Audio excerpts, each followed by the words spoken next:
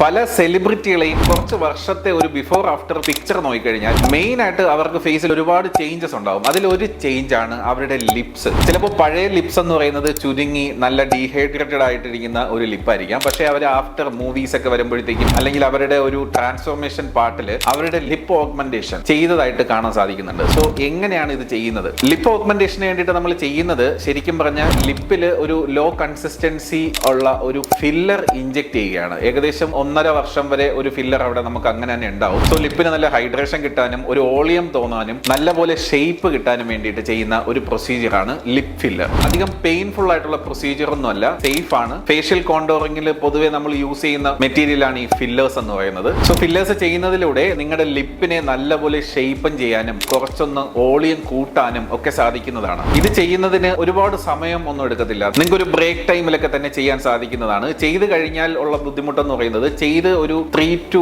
1 week വരെ സർഫസിന് ഒരു irregularity ഉണ്ടാവും. സോ അത് കഴിയുമ്പോഴത്തേക്കും ഒരു 1 വീക്ക് കഴിയുമ്പോഴത്തേക്കും നിങ്ങളുടെ ലിപ്പിന് വേറൊരു ചേഞ്ചസും വരത്തില്ല. ഇത് നല്ല ഷേപ്പിനുള്ള ലിപ്സിന് താല്പര്യമുണ്ടെങ്കിൽ ട്രൈ ലിപ് ഫില്ലർ.